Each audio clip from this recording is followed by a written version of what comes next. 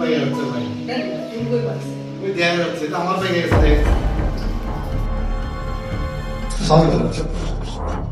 ওয়ালাইকুম আসসালাম। এখানে এত চেঁচামেচি কেন? একটু বড় বড় করছিল, গলা করতে আছে। ও আচ্ছা আচ্ছা, আপনারা সবাই বসেন। আজকে আপনাদেরকে এই জন্য ডাকা হয়েছে, আমি আপনাদের একটা কাজ দেব।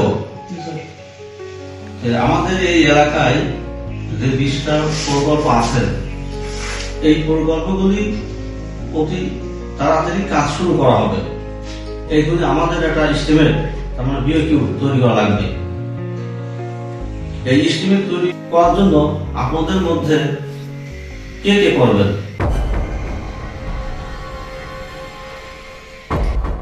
সবার মাথা নিচু কেন? আমি বুঝতে পেরেছি আপনারা এই কাজ করতে কেউ রাজি হবেন না।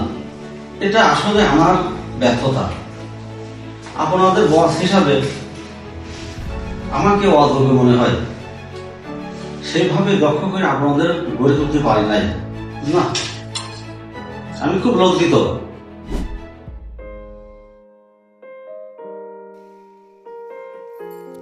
কি নিয়ে কথা বলছেন তারা তো? আর ও কথা শোনো না।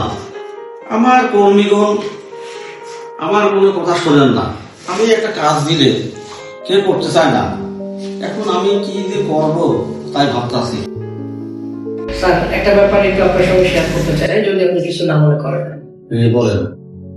আমি একটা বইতে পড়েছি, এখানে 5টা বিষয় আমি পড়ে দেখেছি, যেটা হয়তো আপনি বাস্তবিক জীবনে ইমপ্লিমেন্ট করতে পারলে আপনি হয়তো বা আপনার কর্মীদের বা টিম পরিচালনা করতে অনেক বেশি সুবিধা হবে।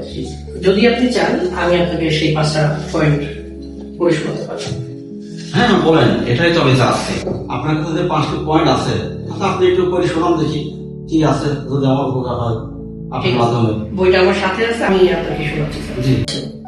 প্রথম পয়েন্ট হচ্ছে বস তার নিজের ফিল্ডে এক্সপার্ট। বস যে পর্যায়ে আছেন ওই পর্যায়ে উঠতে যেন সবাইকে সহযোগিতা করেন।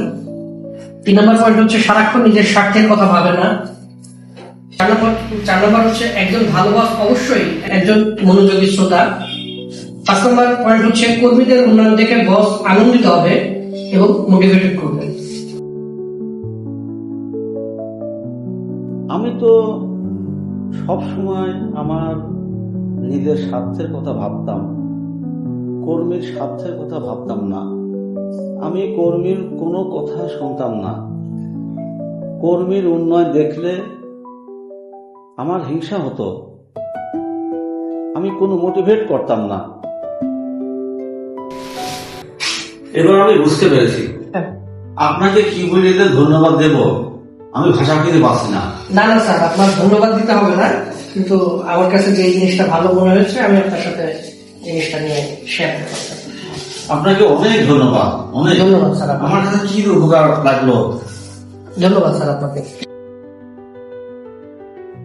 এই জন্য তো লোকে বলে টিম ওয়ার্ক ছাড়া কোনো কাজ সফলতা আসে না।